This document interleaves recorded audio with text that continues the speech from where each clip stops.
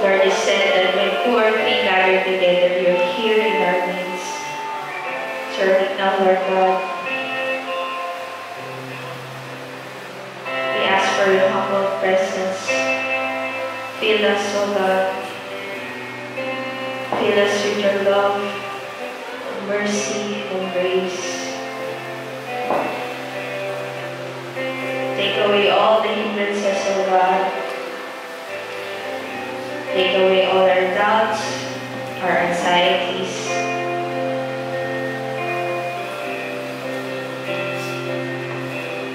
We fall down on our knees, Lord God, with all humility and respect to you. And we wait for you. We patiently wait for you, Lord. Lord, we thank you for this opportunity to praise your name, to give thanks, to bring back all your glory and honor, for you deserve all things. Lord, we worship you right now in spirit and in truth. And we come before you, Lord God. We bless your name today. We thank you and we love you. In Jesus' name we pray. Amen. Let's worship the Lord. Let's worship him in spirit and truth.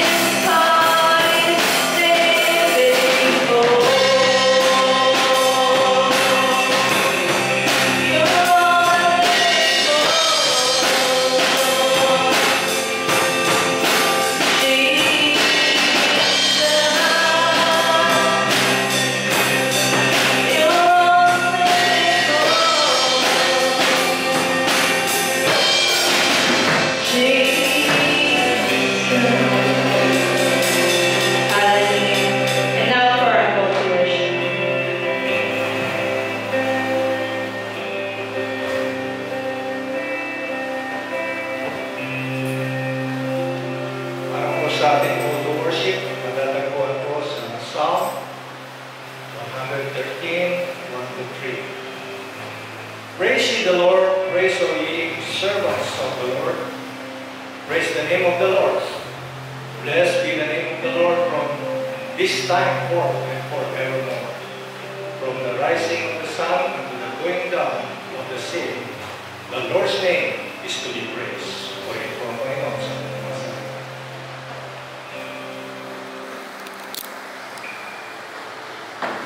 Amen. Palakpakan po natin ating Panginoon. Ayan. Sabihin ko nga po sa katabi niyo, are you blessed today? His grace is enough for us. Are you ready to praise our Lord? Amen. Verse 6. Come on. Stand together.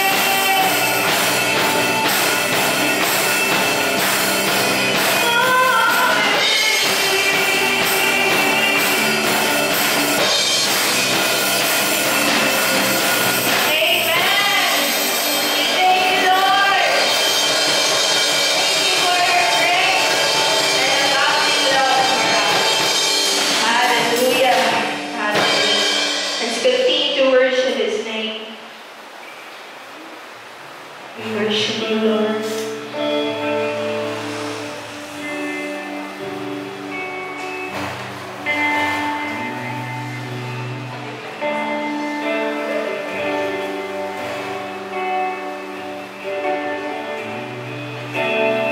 Lead us to the cross. Lead us to your love, to your salvation. We honor you.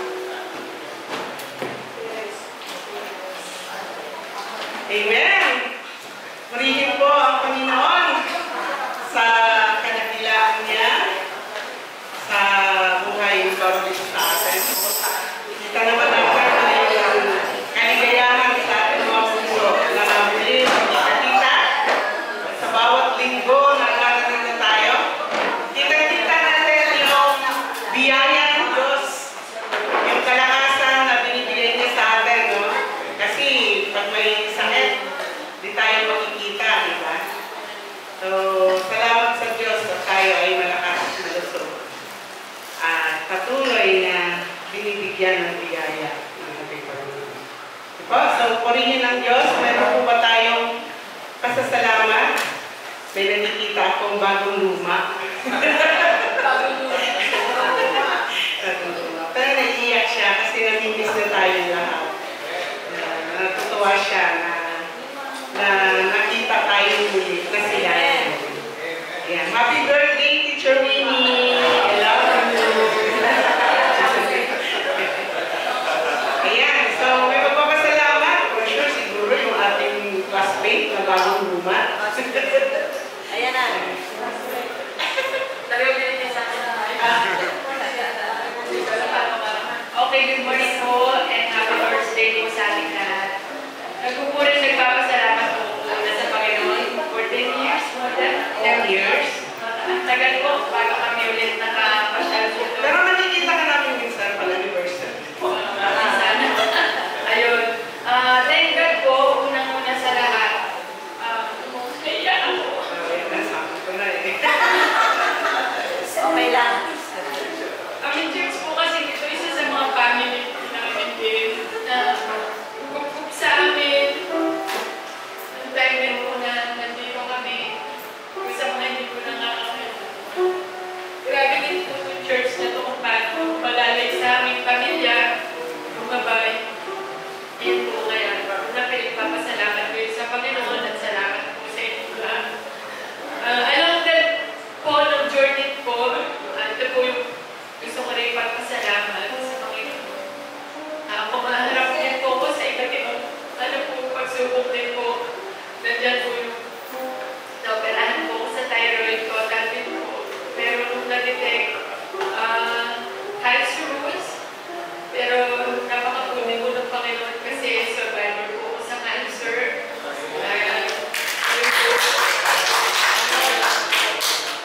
Ito na naman po. Alam ko po na kasama niyo po ako sa prayer.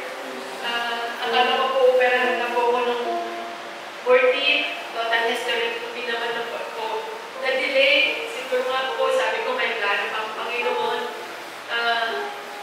Yung time po na nandun ako sa ospital, nag-share po ako ng Word of God dun sa mga kasama ng pasyente. Teka po dahil nakakilala sa Panginoon bago kami sabay-sabay nakalabas. Sabi ko nga sila lumabas na napay-operahan ako, lumabas na hindi na operahan. Pero sabi ko may komedyante pang nangyari. Kasi ako may score, sila wala. Parang sabi ko, parang ano to literal na na yung anak na just sabi ko pinagsisilbihan ng gusto, sabi ko, parang balong-galong lang na sa wheelchair, sa mga tao mag-isa kasi hinahatid ako ng porter doon sa labas. Na-invest na yung dalawang operahan dapat ang nagtutulak sa kanila yung bantay nila. Siguro nisip nila walang bantay kasi dito na. Pero nandun po naman yung bantay mo dumating. Yun po, ito po, another po na nakakaharap po ulit ako sa panibagong pagsubok. Operahan po ako this coming Wednesday. Alam ko po nandiyan kayo, patuloy na nananalangin sa akin. Ngayon pa lang po, inaangkin ko na po yung tagumpay. Dahil nandun naman po yung pangako po ng Panginoon. Then ano po, nawalan kami ng trabaho ni RJ. Pero alam niyo po, sa totoo lang, hindi po nagkulang ang Panginoon sa akin. Grabe yung biyaya niya.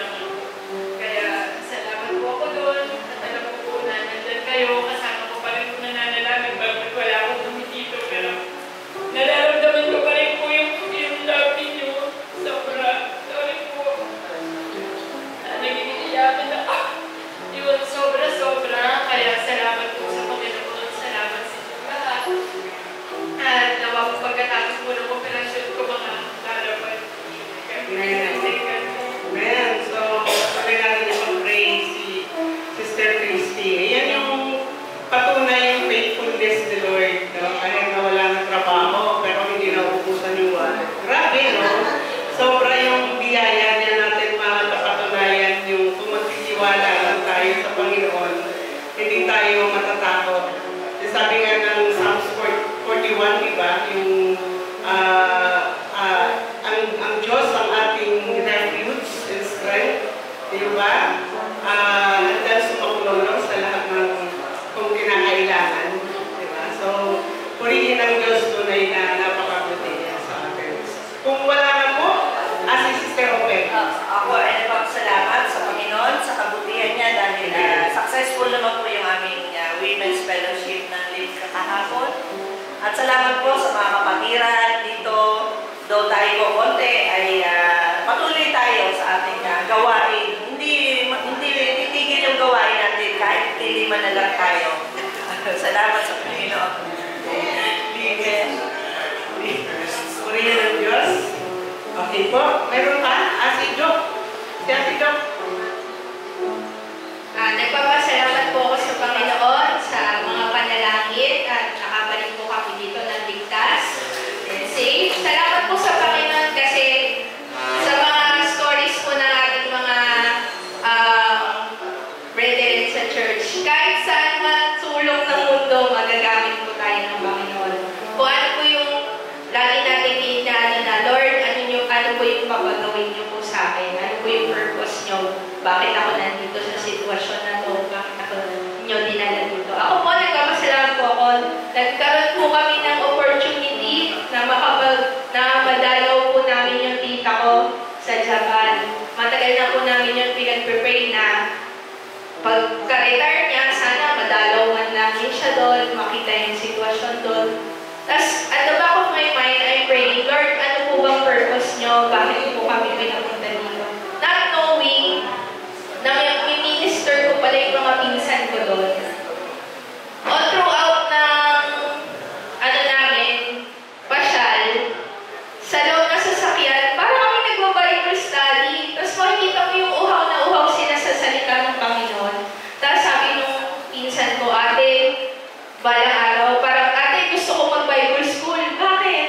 Gusto ko yung kahit anong tanongin sa'yo, may sasagot mo yung dami mong nalalaman sa Bible. Sabi ko, patuloy mo lang yan. Kasi naano lang nila sa online eh. Tapos sabi niya, ate, sana dito magkaroon ng maraming Bible study. Lalo na yung mga kasing edad namin. Kasi kung makikita mo, napaka-busy ng mga tao doon. Walang ginawa kundi magtrabaho lang. Tapos pahinga sa bahay, tapos trabaho ulit. Wala silang Diyos na pag-aanuhan ng mga ng mga struggles nila, trials nila, kaya they intend to kill their lives kapag nakalugod na sila.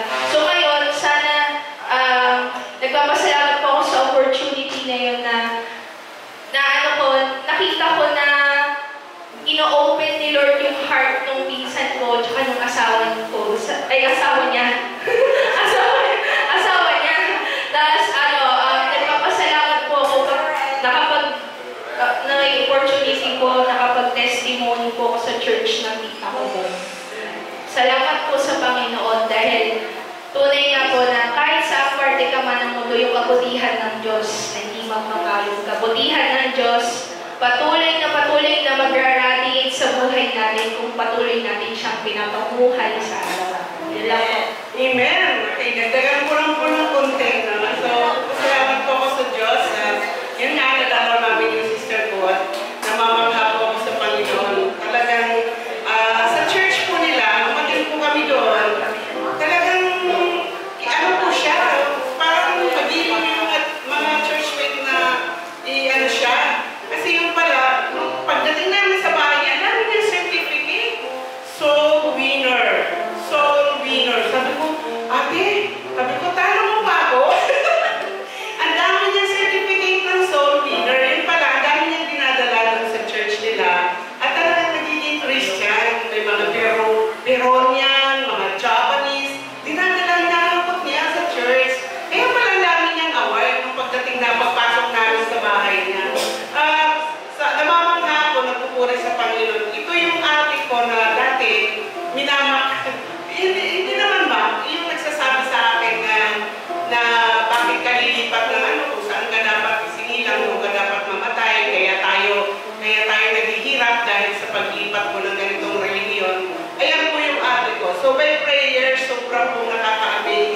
sobrang nagpupuri ako ng magpasalamat sa buhay niya na kahit malayo siya, andun yung, at saka patuloy pa rin po siya na nag-attend ng Bible study namin. So, purihin ng Diyos, mayroon din po kami mga ibang na minister doon, mga kaibigan niya. Kaya talagang all things work together for good. Mahirap man maglakad, pero ang joy na makapag-share ka ng Word of God, yun na lang bumabawi kasi yun ang kaligayahan natin. Okay? Make it short, Kuya Dave. Sorry, papasalamat ako kay Lord. Kasi last March 2, di ko na-miss out ko rin. Pero igulat ako, regular na pala ako sa work na niliparan ako. Hindi ko rin alam. Biglang tumawag yung HR sa phone sa landline ng office namin. Tapos hinahanap daw ako. So, bakit may kasalanan pa ako? Tapos nalimutan ko papapirma ka pala ng regular duty. So, thank you Lord. Thank you Lord. Tapos, with what nang hingi na sana ako prayer request kasi this later ng madaling araw kaya 3 AM mag-drive ako papunta Apayao. So, almost 12 hours na drive ulit. So, yun ang prayers na kasi first step ko talaga mag-drive ng pa-far north ulit. Kung before, pa-Bicol ako kasi gusto ko nag-drive ngayon pa-north. Still lang prayer request na. Thank you sa blessing. Pray ka namin, Kuya Dale. Yan po, purihin ang Panginoon. Siguro po kung wala nang magpapasalamat, tayo po ay lumako sa sandali yung panalangin ng pasasalamat. Dakilang Diyos na makapangyarihan sa lahat, Panginoon, tunay na nakita mo at nadama mo ang aming mga puso, Panginoon, ng kaligayahan na kasama ka namin sa bawat araw ng buhay namin. Panginoon, salamat dahil ikaw ang nagagabay at nagdedirect ng buhay namin, Panginoon. At salamat, Panginoon, na ang mga layunin mo sa buhay ng bawat isa ay nakikita mo, Panginoon. At unti-unti, Lord, nagaganap namin ang tuntunin na nais mong iparating, Panginoon, sa mundong ito. Lord, salamat sa kabutihan at katapatan mo sa aming buhay.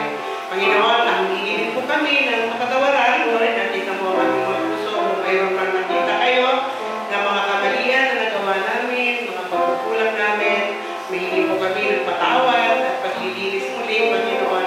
At alam mo po ang aming puso, Lord God, ay mahal ka namin, Lord, at nais namin kayong paglingkuran sa buong buhay namin. At habang nabubuhay kami sa mundong ito, Lord, ikaw ang aming unahin at mamahalin.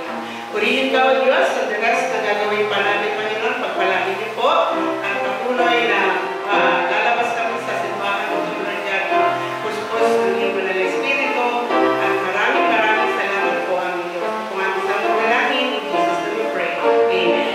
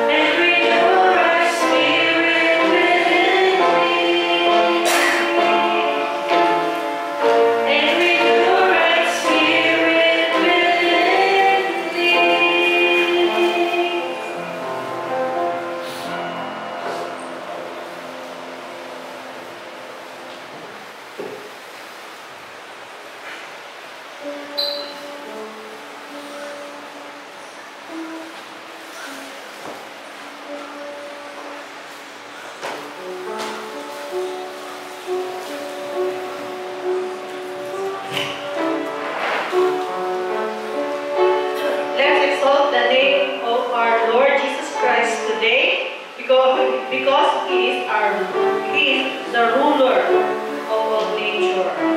He is our God. He is our Savior. For in we will honor, and we will give glory, joy, and crown to His name. Let's sing our name this morning. Prayer as Lord Jesus.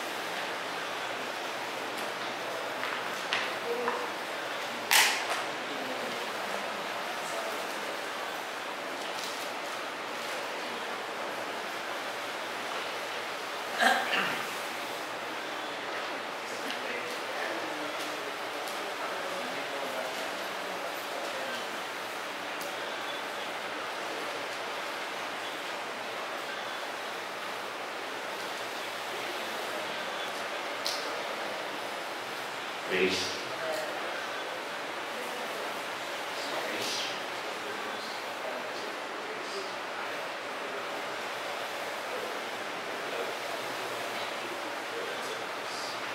First.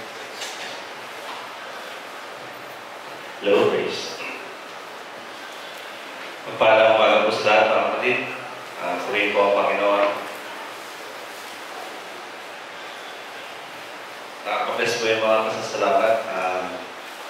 Tunay nga po na si Lord as our King. No? Siya po yung ating, siya yung nag-iingat sa atin palagi. And whatever it takes natin pinagdadaanan ay God is still in control. Kasi all things work together for good. Tayo po ay tumayo at buksan mo natin ang Ephesians chapter 4, verse 11 to 16. Ephesians chapter 4, verse 11 to 16.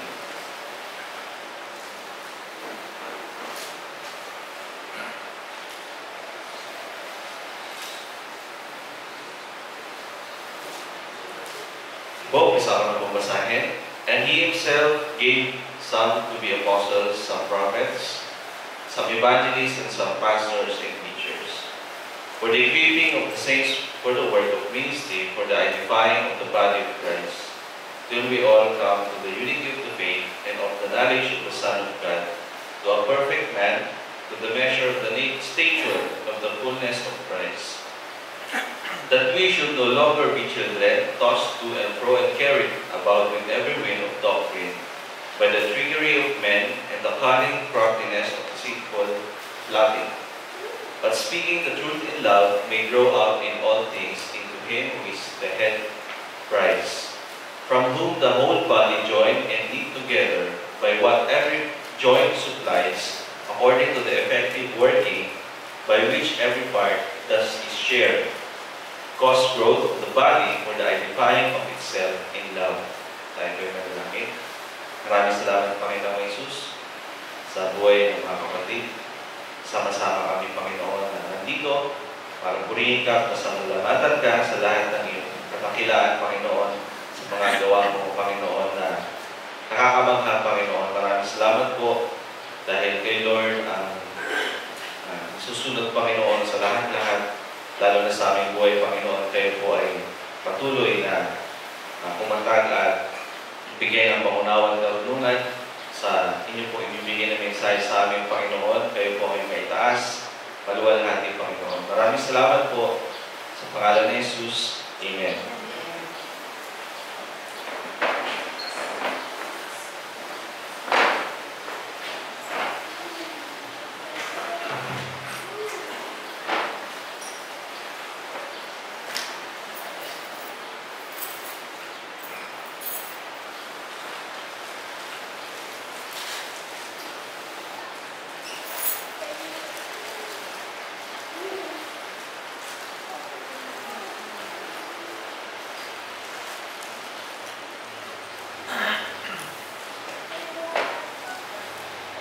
Okay, praise God. So, ang mensahe po ni Lord ngayon sa atin is what makes us a healthy church.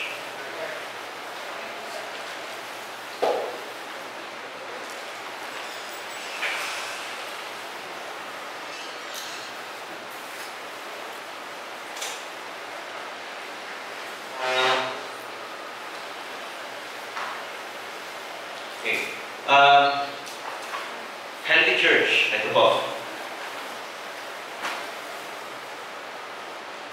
So marami pong mga churches ngayon na nagkalat. Alam naman po natin yun.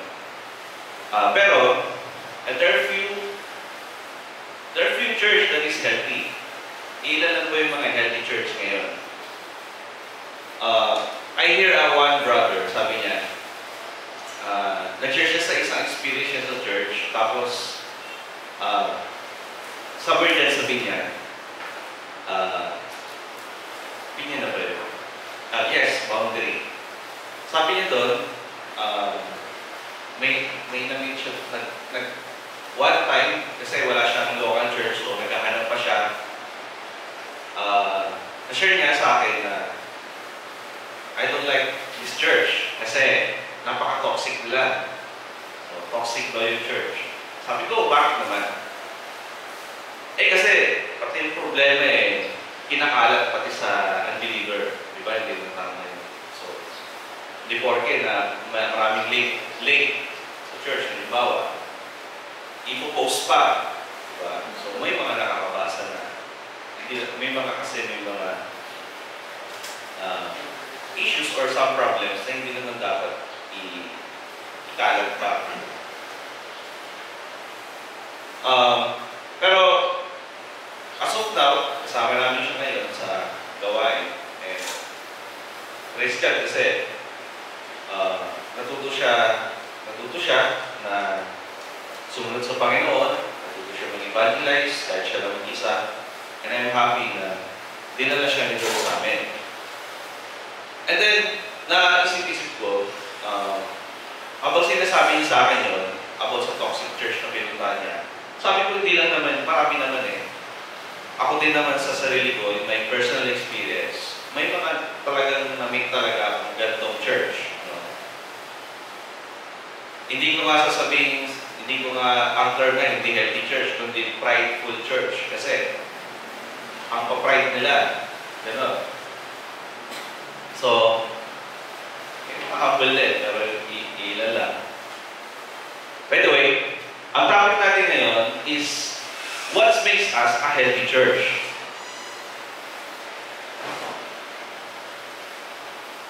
So, importante sa atin that having a local church is important. Amen? Kapag wala tayong local church, wala tayong kinabibilangan na iglesia, is how can we train? No? Paano tayo may equip? Kasi ang work ng mga ministers dito is to train us, no? to equip us for the work of ministry. Lalo na sa verse 12, yung purpose ng verse 11 is papunta doon sa verse 12 na these leaders must equip us for the work of ministry. So, hindi lang siya basta-basta nagtuturo, tapos, yung mga nakikinig, wala silang may apply kasi wala silang maisip na application sa tinuro. So, importante na makita natin yung purpose ng natin through applying what we are hearing to our leaders. So, next is for the edifying of the body of Christ. So, the question is here, are we equipping? May nag-i-equip ba sa atin? Kasi mahirap kapag nasanay tayo sa atmosphere ng ating buhay na wala tayong makitang application sa natututunan natin. Iisa na lang yung papuntahan niya. Kumbaga, doon na lang yung nakikita natin na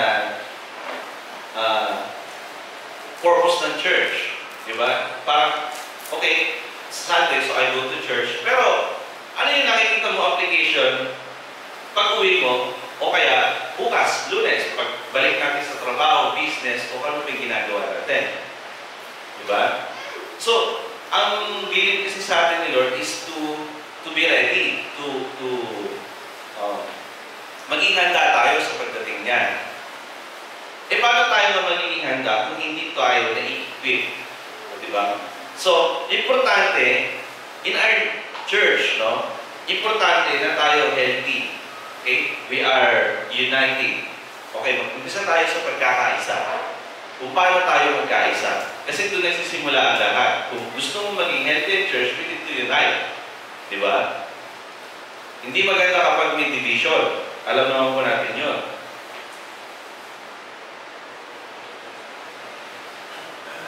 Okay, kasi nagsisimula naman lahat dito sa leaders.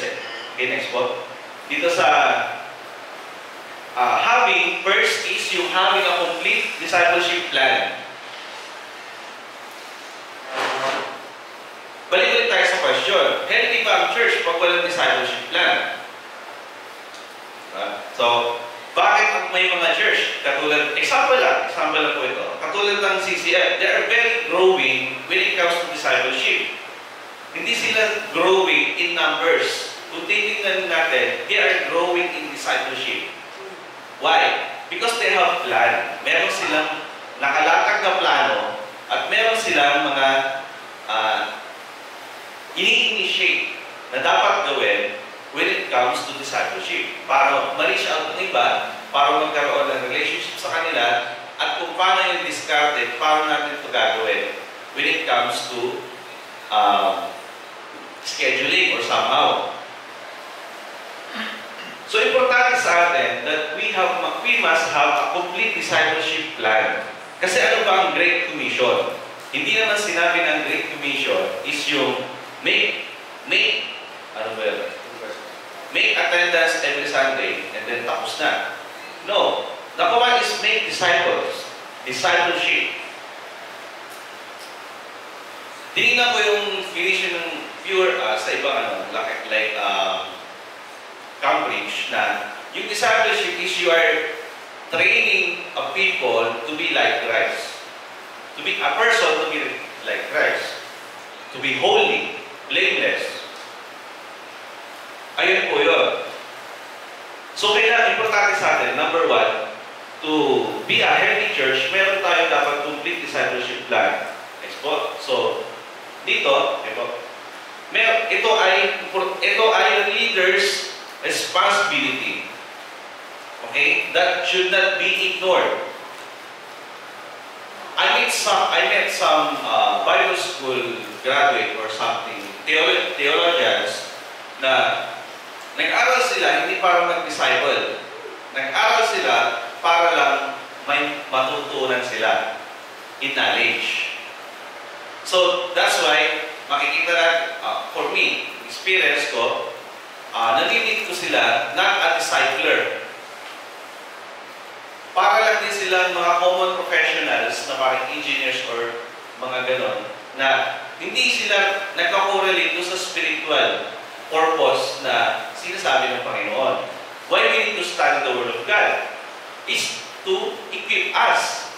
Hindi para lang matuto at walang gagawin. Okay?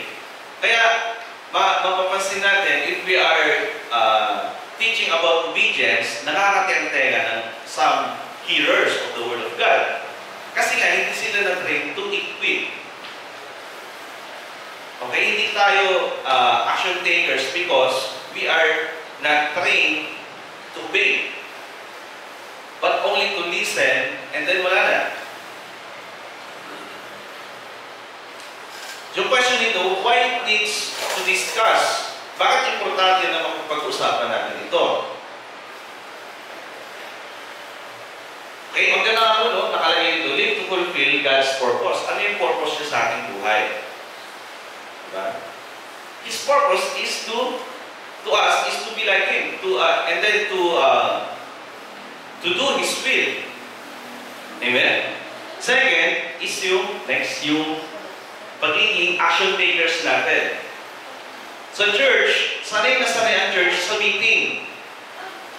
Nagpunta ako sa mga ibang churches lately, tinuruan ako ni Lord na huwag gayahin yung ginagawa ng mga church na to. At isa sa tinuro ni Lord sa akin, ano Lord, what is that? Don't take too many meetings and then hindi nyo naman ginagawa ang pinag-uusapan ninyo. God needs it. Hindi siya natutuwa. No? Ang nangyayari kasi, nagiging traditional lang gawa namin ngayon ng mga contemporary ikang mga churches. Diba?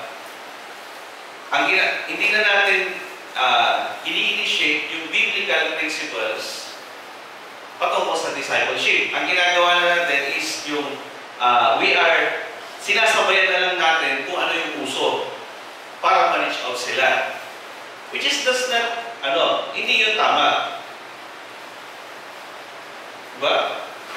Puro meeting yung isang church. But they don't know how to initiate the plan. Magtataka ka kasi they know the process, but they don't know how to initiate. Hindi alam kung paano gawin.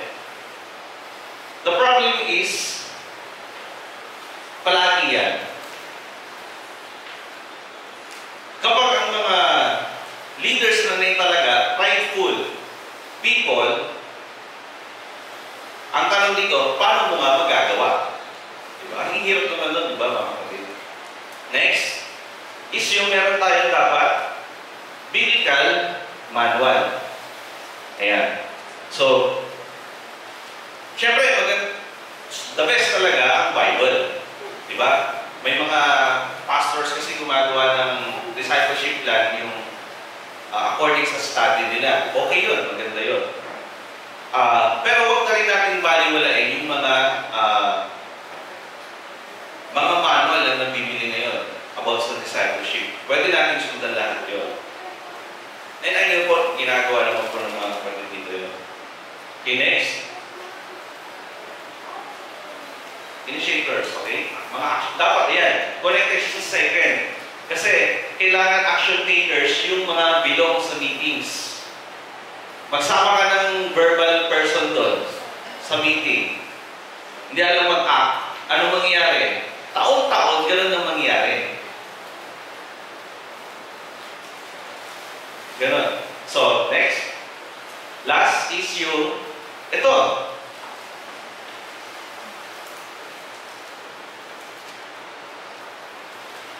I noticed also na there are too many people in the church that want to be a pulpit preachers. Ano bang hinahanap ni Lord? Disciplers o pulpit preachers?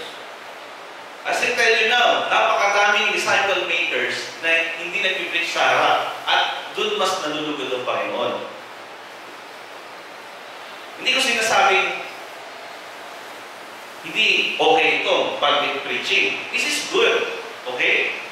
Aminin ko, dito rin ako na-train para mawala yung hiya ko. Okay? And then, syempre, mensahe din ng Panginoon ang inaano natin dito. Pero hindi dapat ito yung priority. As I tell again, kapag nasanay tayo sa traditional practice, hindi natin mai-initiate yung sinasabi ng Panginoon sa binasa natin. Hindi tayo may equip. Okay? So, kapag nagkaroon tayo ng wrong priority and wrong responsibility, susunod ang lahat ng ating mga ginagawa sa buhay. Okay?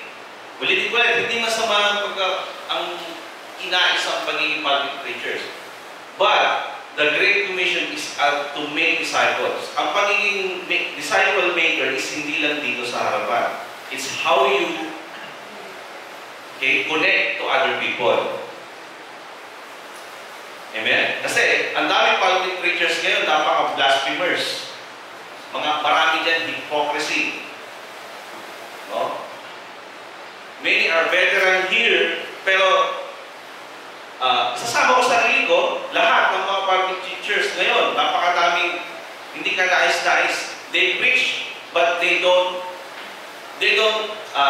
practice what they preach. No? We are preaching love, but they themselves can't love others. Kaya sa akin, wala dito ko sa harapan. It's not my priority at all. Focus na focus din ako sa labas. Every day, hindi ko ano ginagawa. I'm just sharing my experience. Every day I go out sharing the gospel. That's all. Kasi doon ako tinawag ni Lord. Ano naman kung sa Sunday ulit, every Sunday nag-preach ako. Parang secondary na lang gano'n. So, this is a national problem sa church ngayon. Ang daming nag-focus sa pulpit preaching. Ang gagaling mag-preach sa pulpit. Yung previously nga, may mga pinuntahan ng church, ganun ang practice nila. Nagagawa sila sa harapan.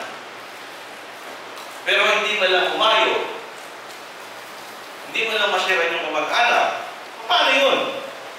Magtataka tayo, bakit ito si Pastor hindi niya madala kay Lord yung family niya? Kasi nga nakapriority sa pulpit. Tama ba mga kapatid? Yes! So kailangan, we need to obey God when it comes to disciple making. This is the reality. Next. Some basics for strategic discipleship. Sige po. Making relationship. Kailangan magkaroon tayo ng connection sa iba. This is very important. Actually, it's not easy. I mean, hindi naman siya madali. Kailangan talaga siya trabahuin na paano magkaroon ng relationship sa iba para ma-disciple sila. Ang hirap naman turuan na nasa harap mo kung wala kayong relationship, wala kayong connection, walang fellowship, gano'n. So, ano pa example dyan? Ayan, coffee fellowship, house visitation, or somehow, kahit sports pwede. Para magkaroon tayo ng, alam niyo pa parang kinikilala ka niya, kinikilala mo rin siya. So, pag okay yung connection yung dalawa, matuturuan mo siya ng ayon sa sinasabi ni Lord. Okay? Magiging open up sa kayo. So, this is very important. Sa family, gano'n, no? Ayan. Mga kasama natin sa tahanan, mga relatives, or friends. Pero, yes, hindi po siya madali. Pero kung mahal talaga natin si Lord at concerned tayo sa kaluluwa ng iba, I think, mas mangingibabaw ang compassion natin sa kaluluwa. Amen? Next. Investing time for this. Kailangan ng investment. Yung investing time, yung willingness mo na gawin yun. Pag nag-invest ka ng time, kailangan willing ka na ilaan yung para kay Lord. Hindi ka pipilitan. Nag-invest ka nga ng time, napilitan ka naman. It's hard. Napakahirap. Next is yung schedule and preparation. Baliktad. Dapat mo willingness, preparation. So, kailangan may nakaprepare na tayo. Okay? Katulad ni Lord.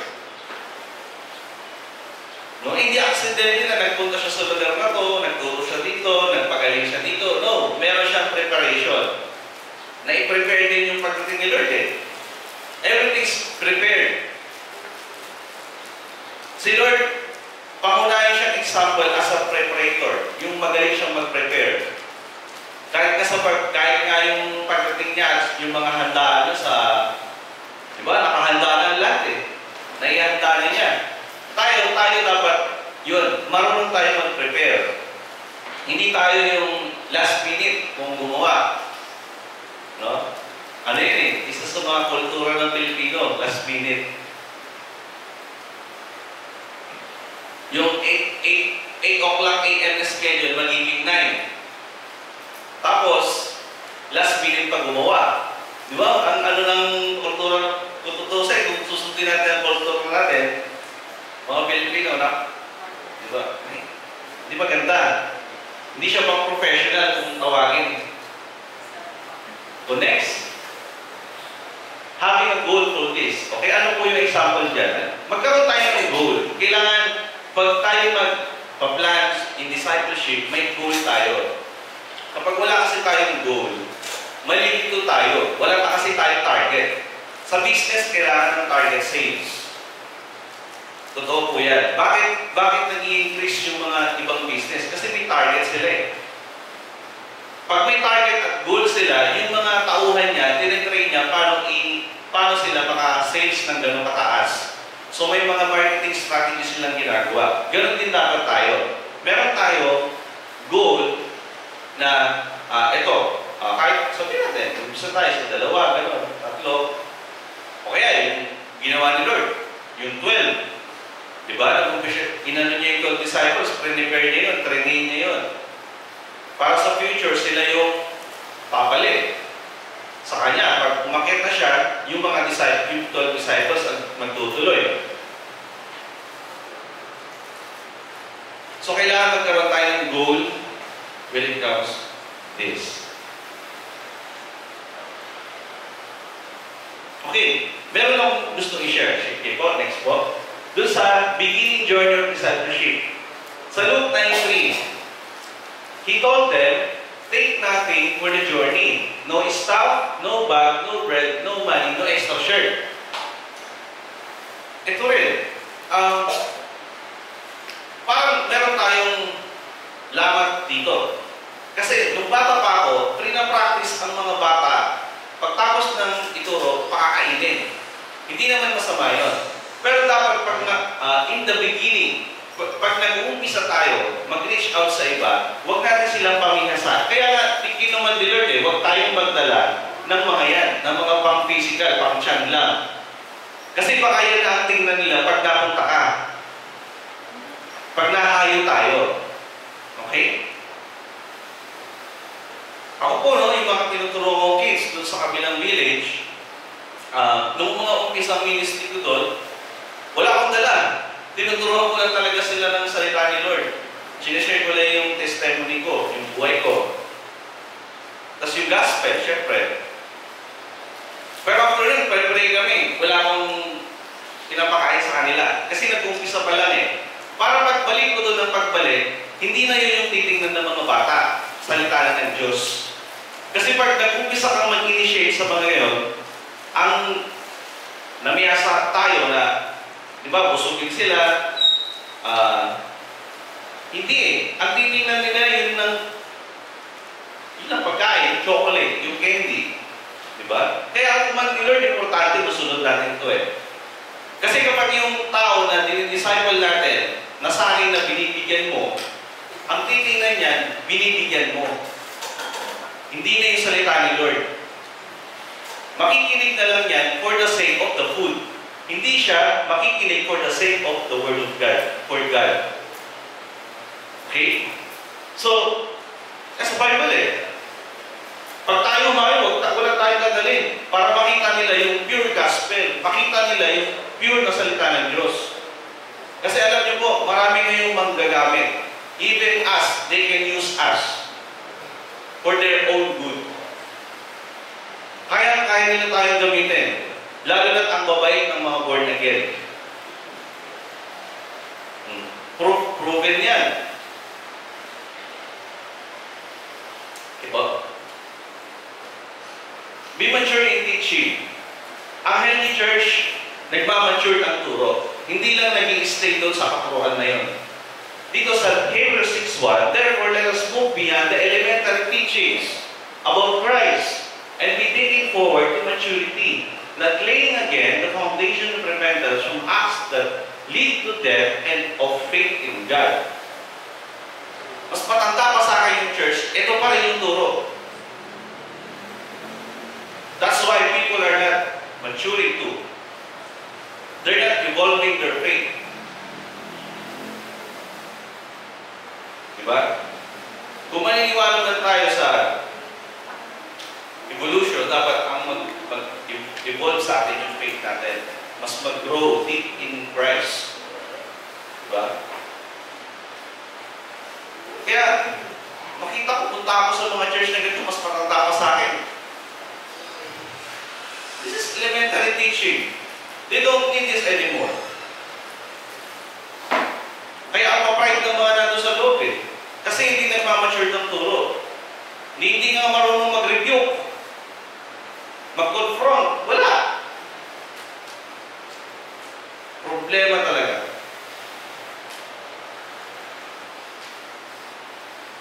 Kasi kung ano nang training, yun ang gagawin. Kahit hindi naman nakakatulog. Kaya yung mahihingi ng mga kapatid hindi mahirap sila magpatuloy kasi hindi nga sila maano. Diba? So, importante po itong mga kapatid.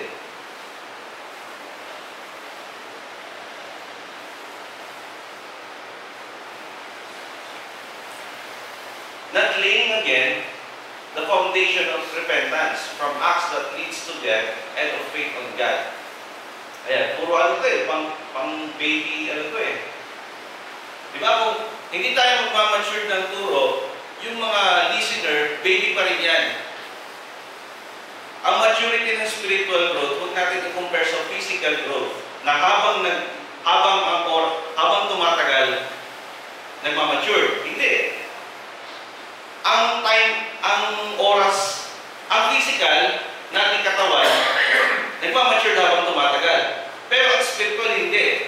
Hindi oras ang nagpapamature sa atin in spiritual terms. ang nagpapamature sa atin is yung spiritual din na teachings. Ayun po. Nagtataka ako tagal, mas matanda pa sa akin yung church. Kaya hindi na ako dinala ni Lord doon. Sabi Lord, huwag kong gagayahin yung ginagawa nila.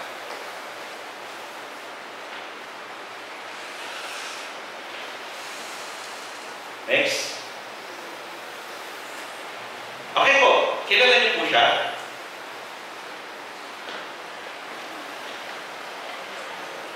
May ano po yung hawak niya? Basket. Opo, siya po yung creator ng basketball. Kasi po, kaya next po. Ano po yung... Ayan, siya si James Naismith. Sabi niya, Canadian-American physical educator, physician, Christian chaplain, and sports coach, best known as the inventor of the game of basketball. Okay, marami po hindi nakakalam nito. Pero create po ang basketball for discipleship purpose.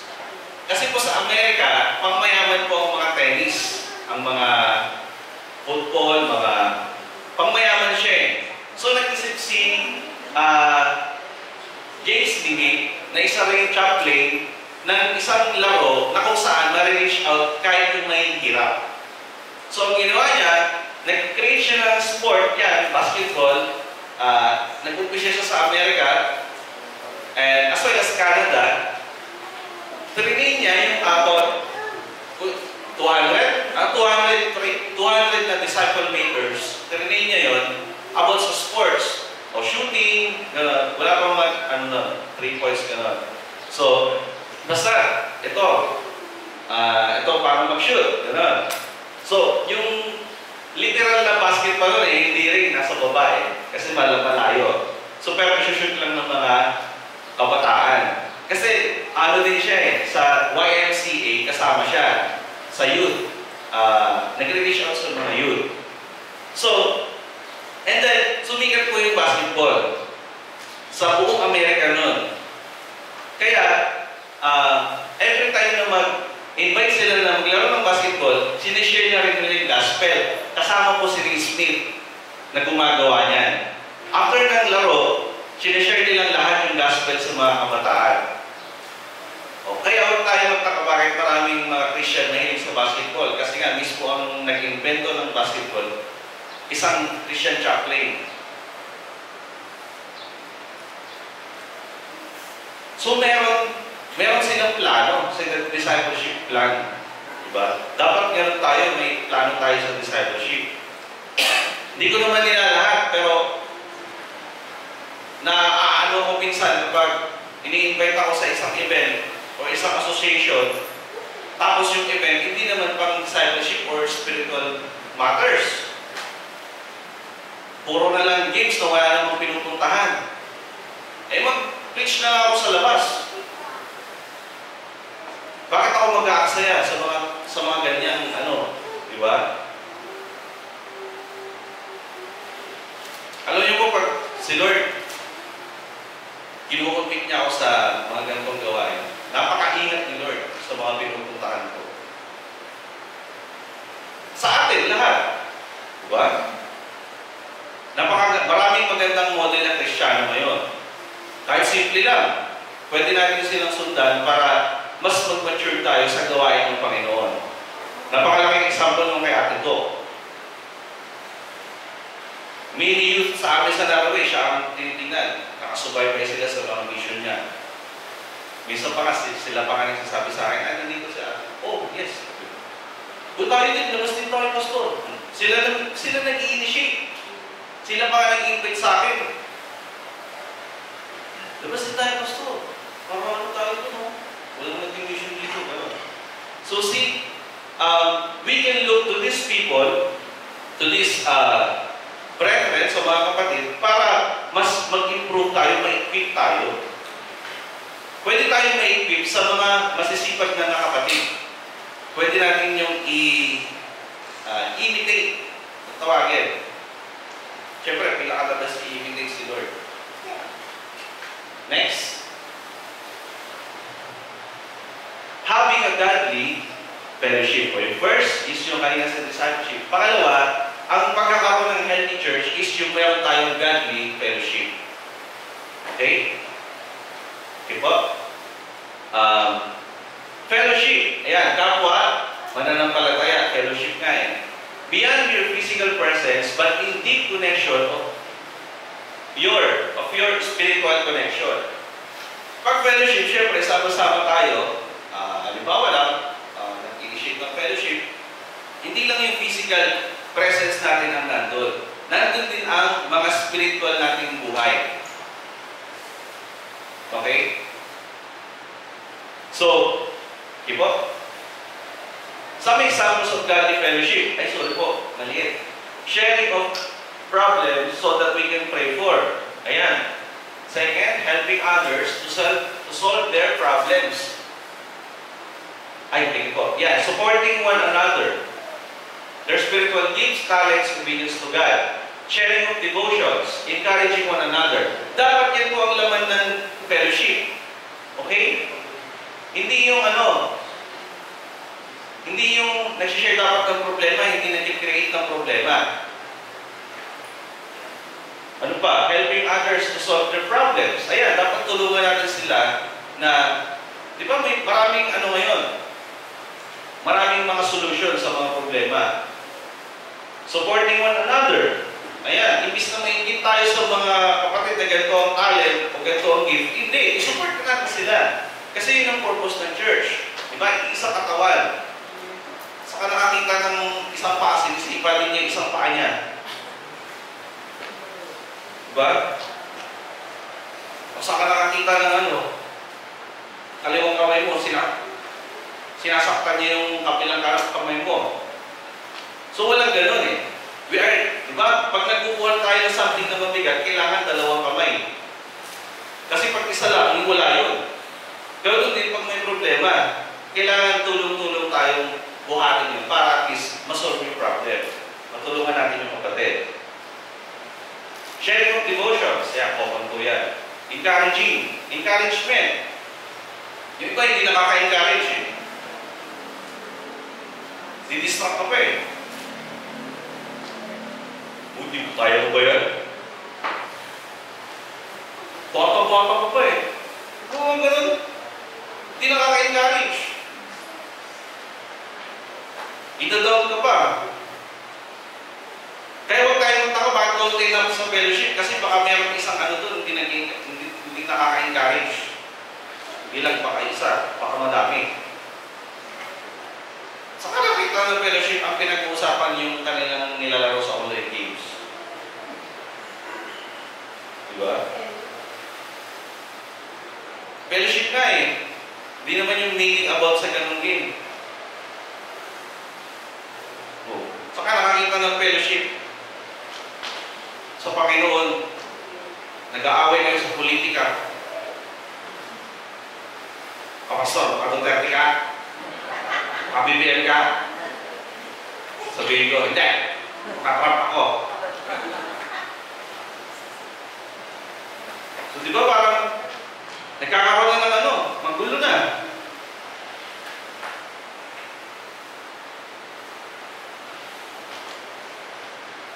Kasi sumasabay tayo sa balita eh. Pag sumasabay ka talaga sa balita, maano ka na talaga.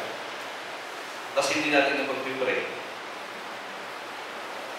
Condemn tayo ng condemn sa mga, kakit-asot kayo tayo dun eh. Tinanong ko, bakit ikaw hindi ka mamamatay tao? Hindi! Nagaling ka naman sa kapwa mo? Murderer ka! Sabi sa Bible yun eh. Kinokondemn mo yun. Ikaw din murderer. Di parehas kayo naglokohan. Nagmumura yun. Yung isa hindi. Come on. Ang fellowship po is purpose nun para ipag-pray yung problema. Hindi para palakihin yung problema, tapos mag-create nyo ng division para tayo magkawatak-watak. Kaya nagkakaroon ng ilangan. Tapos pag alis ng kanya-kanyang fellowship, magkakampihan na yan. Yung si Pastor, BBM mo, kung niya. Ito si brother, sinasabi mo siya. Bakit ganun na? Hingilot ng ganun.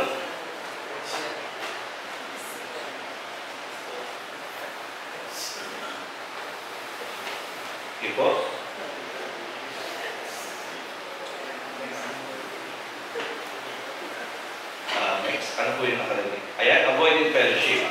First, yung mga hyper debates. Yan, kasama po yung mga politics, doctrine na, alam niyo po yun?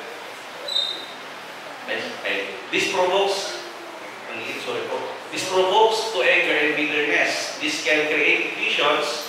Pangatlo is yung this create for not being truthful to one another. Maraming nakikreate ang mga debate. Okay? Inaano ka yan para magalit ka na. Or, diba, sa'yo, ang ganda-ganda ng nakaka-bless yung turo. Na gano'n, ganito.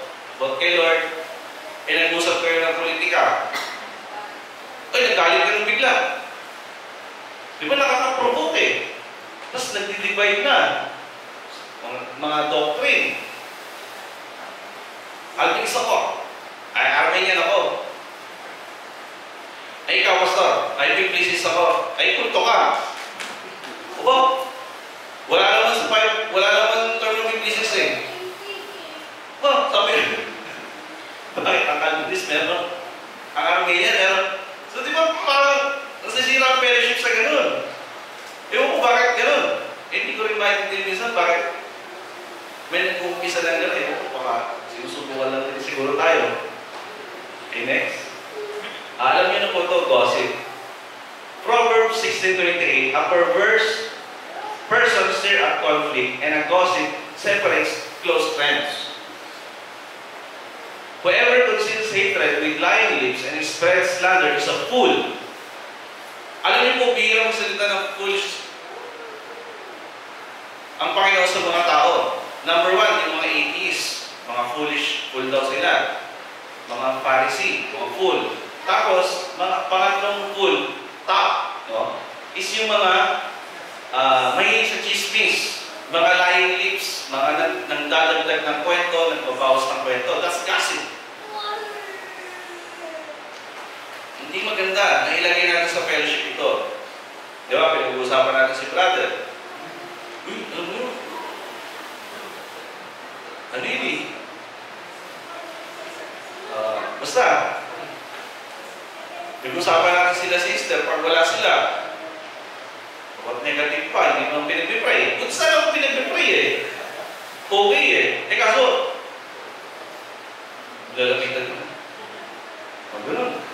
Di ba parang ano na lang eh, parang nakikita mo, parang hindi na tayo naiiba sa mga nakikita natin sa labas na nagkukumpulan sa tindahan. I-avoid natin sa fellowship itong gossip kasi common. Okay, next po. Ayan, pangatlo pong healthy church, sabi nito, immediate response to solve a problem or conflict. Yung agad-agad natin nire-resolve ang conflict o problema sa church. Okay? Kapag yan, marunong tayong mag-response ng madalian sa mga problema, healthy ang church pag gano'n. Pero pag pinapabayaan ang problema, ay, nako. Ang daming pupuntahan po niyan. Pag may mga nag-aaway, halimbawa, diba? Pag may mga ganito, ganyan. So, important kasi sa verse 15, but speaking the truth in love, may grow up in all things unto Him who is the head, Christ. Ayan, so next. Pray to God for wisdom. Kapag may conflict at problema, hindi naman madali yan eh. Kailangan mo talaga yung pag-pray, lalo sa mga leaders. Kasi ang prayer po, sabi po dito, is a powerful weapon against any problem. Pangalawa, kapag may conflict or problem, always bring the gospel in every conflict. Kasi po, sabi dito, ang gospel is the best sharing on how to forgive others. Bakit mga kasama sa church, ang hirap nila magpatawad? Diba? So let's help them. Encourage them to forgive people. Okay? Sabi ko dyan, next is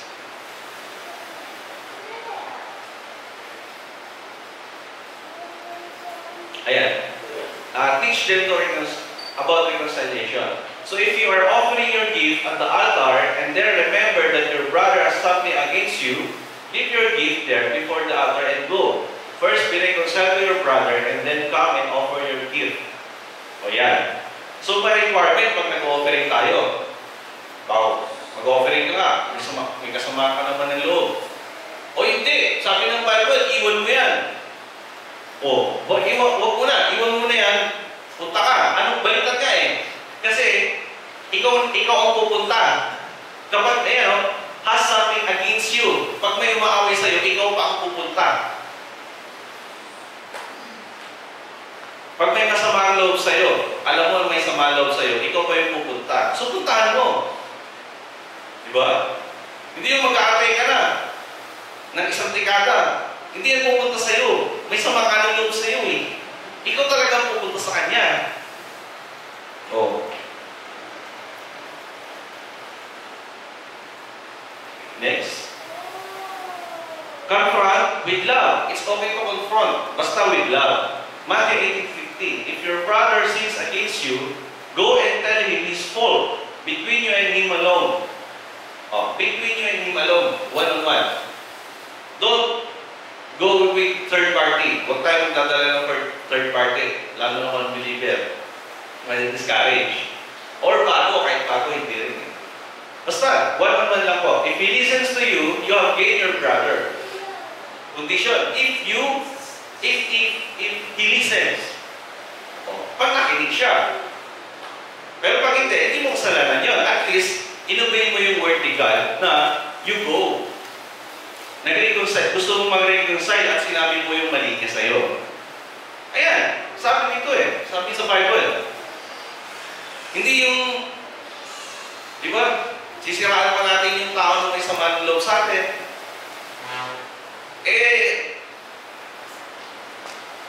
Loko yun eh. Di ba?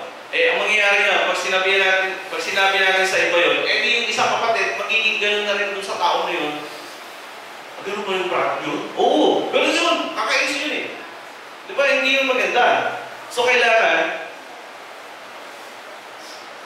marunong tayo mag-confront with love. Pag di tayo marunong mag-confront, darating ang panahon, pag-harap natin kay God, alam mo kung isang mga loob sa'yo, hindi mo pinunta. Nakakainis po eh. Alam mo, sabihin natin kay Lord yun. Mababaliktad ng sitwasyon, siya magagalit sa atin. Ano bang sinabi ng salita ko? Sabi niya. Sinabi ko bang i-block mo siya? Sinabi ko bang i-restrict mo siya? Wala ganun. Sinabi ko, puntahan mo siya. Di ko naman pilinak eh. Inunfriend ko lang. Ganun din yun. Diba? Walang pinagkaiba yun.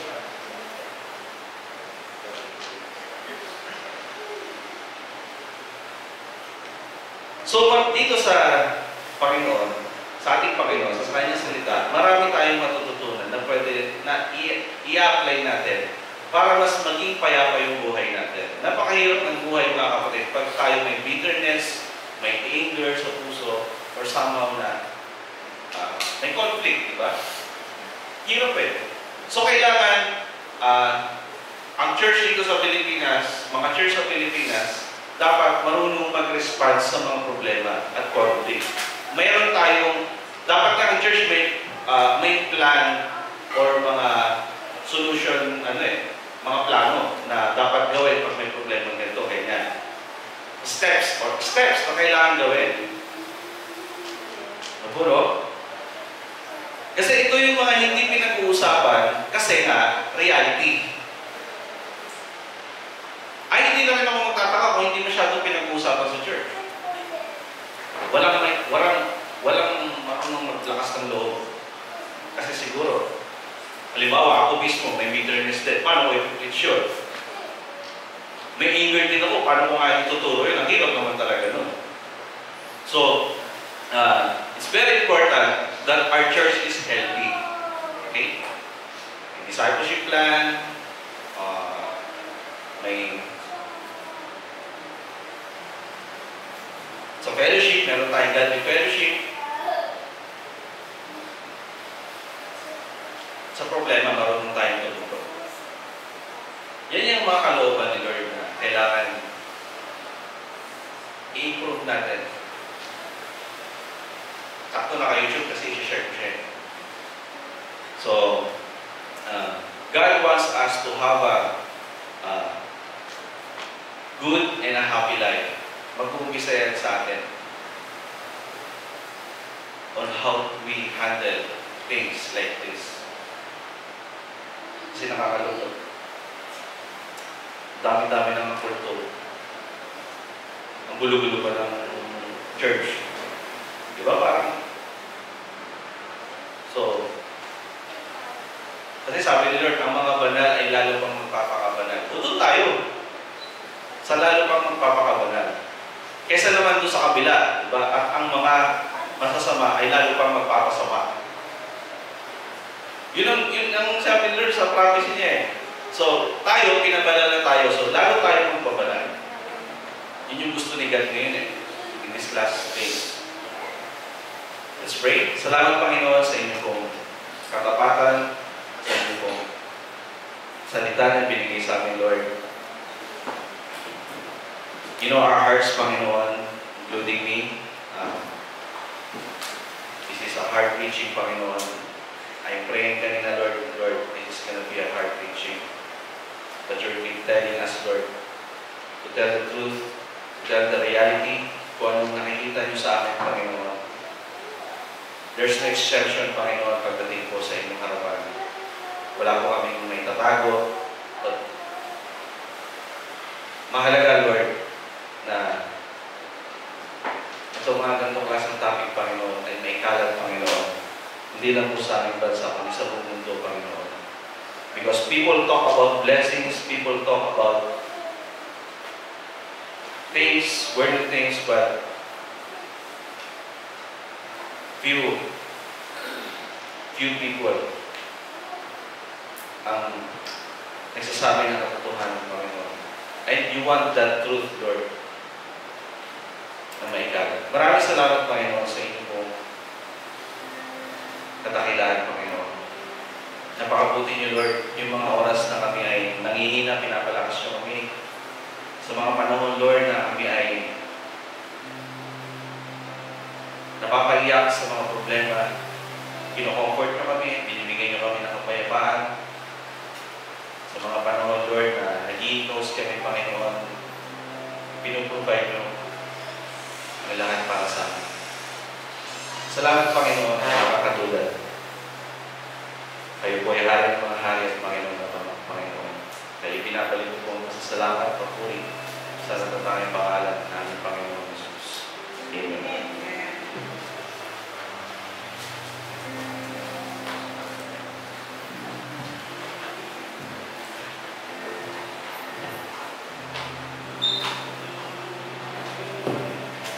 I ask everyone to please stand as we sing in response. Let this song be a prayer in our hearts.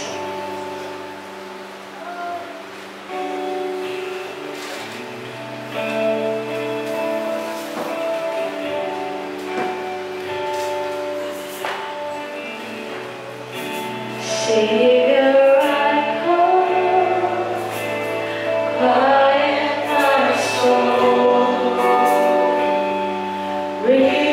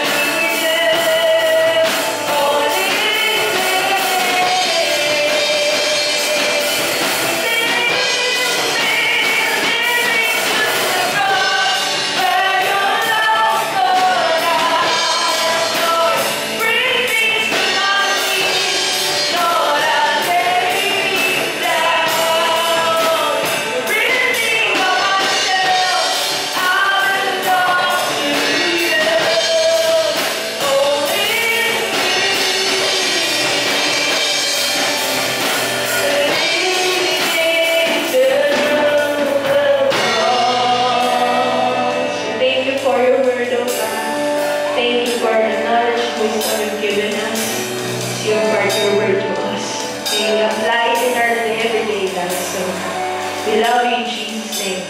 Amen. You may all be seated.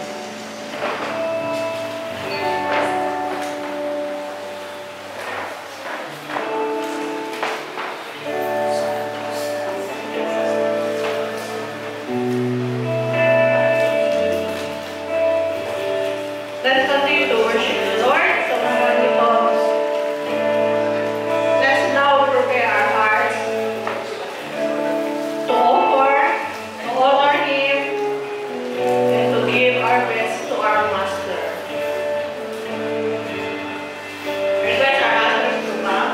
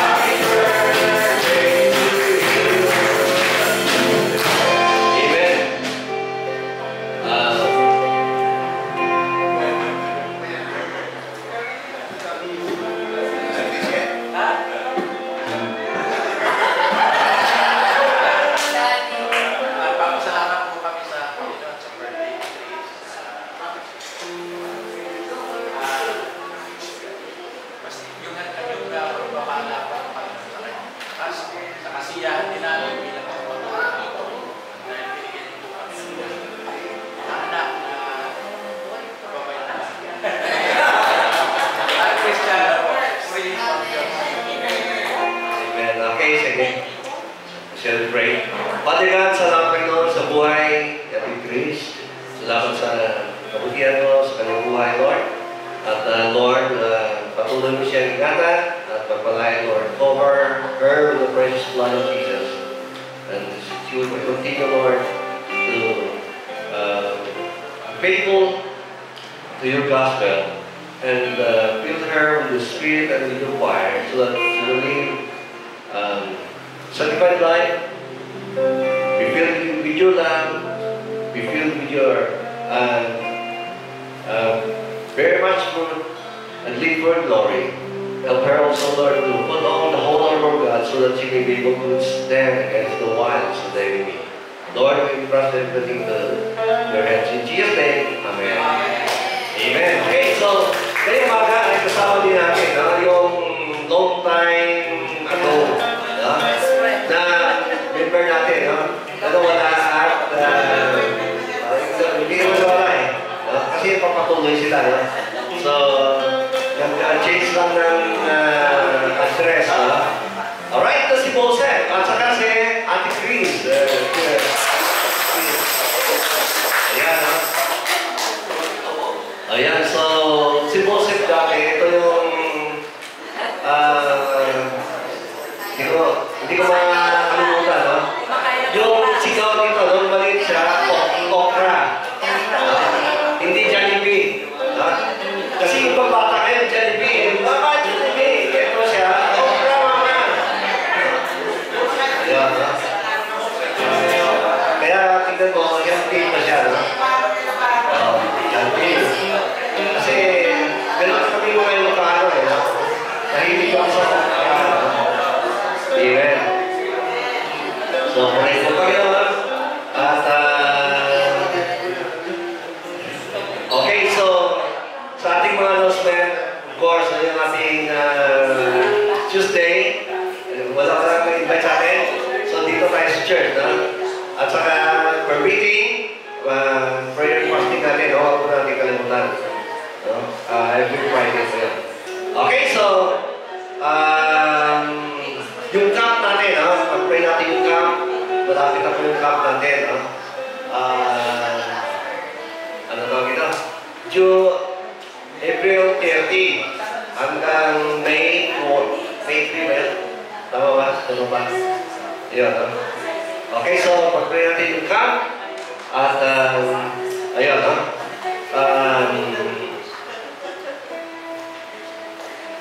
may mga announcement pa tayo? Wala na? May mga anniversary? Wala? Okay, so okay, kung wala na po, kasi kung mayroon tayong mission. Amen? So, ila? Okay, kasi sabi ni Lord, yung 6 days, atin yun, yung isang araw, kanya yun. Amen? Amen ba yun? Amen? Okay, 6 days, sa atin yun. Di ba? Yung 1 day, kanino yun? Okay, Lord, ano gawin natin yung 1 day kay Lord? Oh, yun. Amen. Okay, so, kaya tuloy-tuloy tayo, basta yan ang naman natin, huwag natin kalimutan yun. Yung 6 days, atin yun, sabi ni Lord. Gamitin yun po, trabaho nyo. Pero yung isa, ano yun? Kanya yun. Di ba? Yun ba? Amen, Alam mo, nakita ko, lalo na dito sa Black 55, yung mga may sakit dyan, talagang they are looking for somebody. Kahit na pakinggan sila. Nakita namin natin yung guardian, nakita namin may malaking dyan yan. Actually, noon pa yan yung nasa isip ko. Nakikita ko yan, sobrang laki ng dyan yan. Hindi naman siya buntis. Tapos, ito sabi ko, how I wish na ma-minister ko siya. Kasi noon, parang hindi siya approachable, parang mahirap siya So ngayon, ito na yung minister namin ni Brother Edward, sila na, ng pamilya, kasi yung asawa niya na paralyzed. So dalawa na sila ngayon, sa bahay, na puro mga disabled. So, yung asawa niya hindi na makatrabaho kasi hindi na makapaupo dahil paralyzed na. Okay, pero ngayon, unti-unti na siya nakalakad na siya, nakakapunta na siya ng 1C. Ayun, So, anyway, patuloy na padalangin, Okay, so, yun po. So, marami tayong mga tao na pwede nating katulad si Blue Astrid. Yung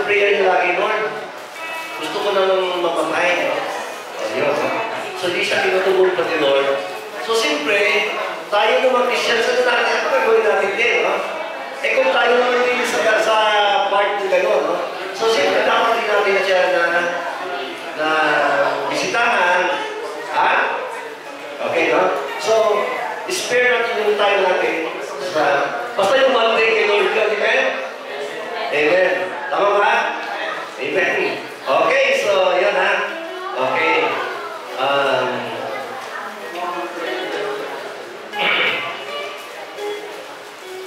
Okay, so, okay, muna na po, tayo na po ay manalangin, no? Shall we stand and pray? Father God, we thank you and we praise you, Lord, who you are.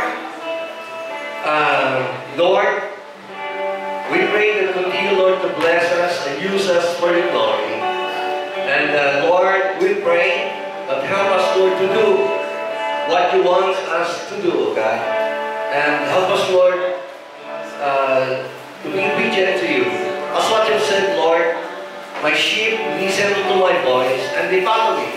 And I give them eternal life, and they shall never perish, and no one can snatch them out from my hand. Lord, we pray that help us, Lord, to obey you, to follow you, Lord, for the things that you want us to do, God. I pray, Lord, for your protection and guidance. Lord, protect us with your power, with your grace, with the blood of Jesus. May the love of God, the grace of the Lord Jesus Christ, and may the fellowship of the Holy Spirit be with you both now and forever. Amen. Heavenly Father,